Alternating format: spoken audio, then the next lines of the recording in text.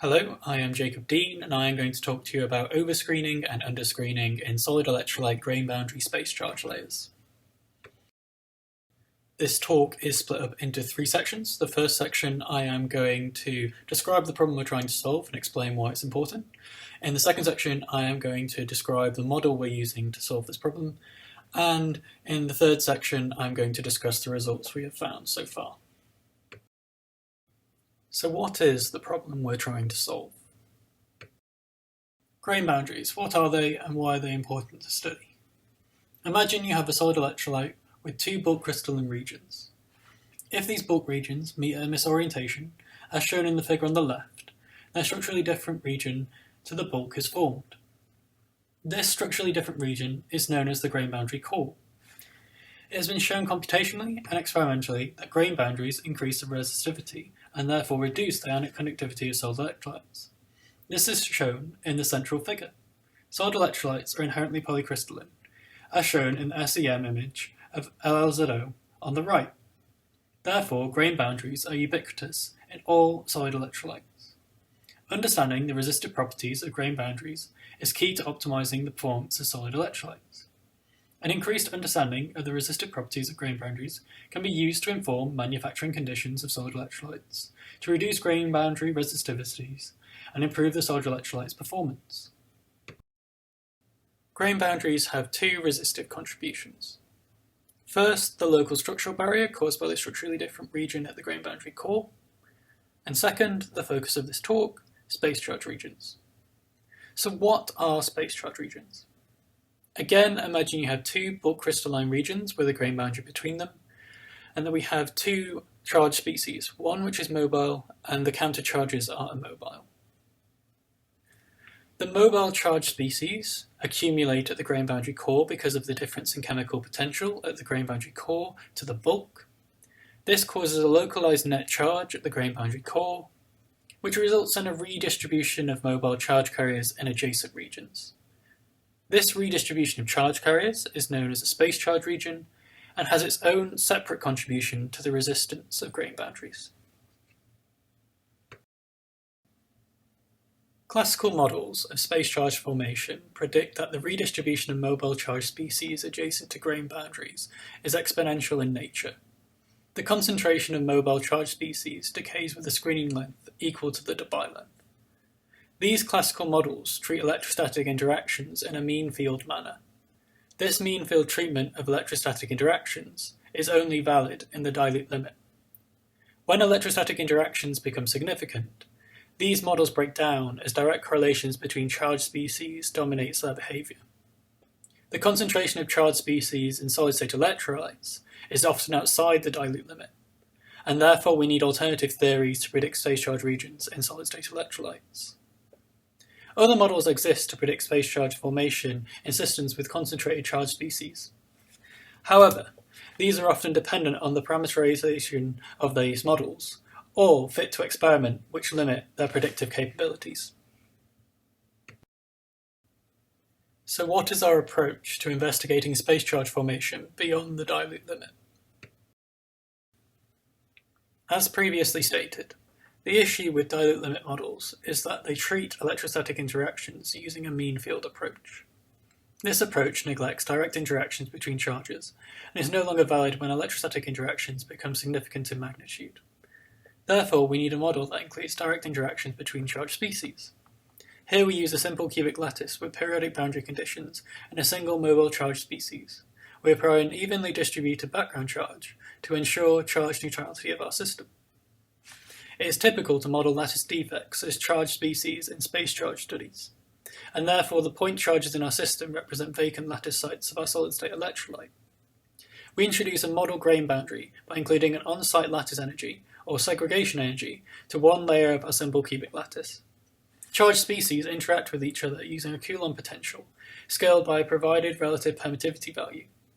This system can be known as a one-component plasma, and its bulk system has been studied by others previously.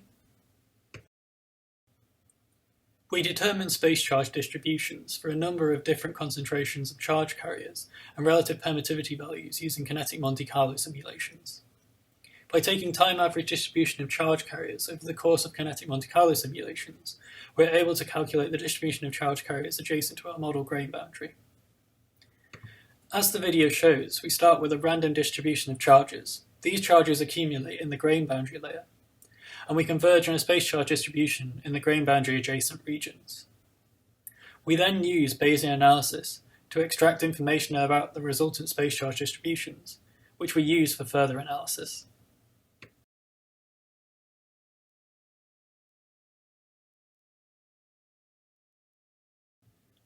Here, we present space charge distributions for a system with 0.5% of lattice sites occupied by mobile charge species. The weakly interacting system, shown in Figure A, with a relative permittivity of 100, can qualitatively be fit with an exponential curve, the functional form of which is shown on the right. But if interactions are increased by reducing the relative permittivity, there is an introduction of oscillations into the space charge profile, as can be seen in Figures B and C. These distributions look like damped oscillations, and so we fit these simulated space charge distributions using a damped oscillatory form, the functional form of which is again shown on the right. The damped oscillatory form, the green curve in the plots, not only perform better for the strongly interacting system, shown in Figure B and C, but also outperforms the exponential model in Figure A. This can more easily be seen in semi-log plots, where it is clear that the oscillatory curve performs much better than the purely exponential model near the grain boundary, even for the weakly interacting system where the relative permittivity is 100. These semi-log plots also provide further evidence that a damped oscillatory decay is the correct form of the space charge distributions observed here. Whilst non-exponential space charge distributions have been predicted in solid electrolytes before using other non-dilute limit theories, damped oscillatory distributions have not. Damped oscillatory distributions have been predicted and observed in concentrated charged liquid systems, however, such as in concentrated liquid electrolytes, ionic liquids, molten salts, and charged colloidal systems. It is termed overscreening. Overscreening has been proposed using analytical models and observed using experimental and computational methods in concentrated charged liquid systems. The obvious next question is therefore, what other properties do concentrated charged liquid systems exhibit? Concentrated charged liquid systems also exhibit another phenomenon called underscreening, where the decay length of the charge distribution is greater than the Debye screening length calculated using the dilute limit theories mentioned previously. The decay length of the system follows a simple scaling law described here. The ratio of the system's decay length and the Debye length is approximately equal to the ratio of the ion diameter and the Debye length to the power of a scaling parameter. When plotted on a double log plot, this can be seen as a linear region. For our model, there is no direct analogue to the ion diameter. We therefore plotted an analogous plot, where instead of the ratio of the ion diameter and the Debye length, we use the non-dimensional parameter gamma. Gamma is the ratio of the bone length and the Wigner-Seitz radius. We chose to use gamma as the replacement in our solid electrolyte system because of its previous use in the one-component plasma literature. We observe a similar power law, shown by the linear region in the double log plot presented here, where the scaling parameter is approximately equal to 1.1. We also observe a cusp region, where the decay length is smaller than the corresponding Debye length, before the dilute limit solution is reobtained. This cusp region has also been predicted and observed in concentrated liquid systems.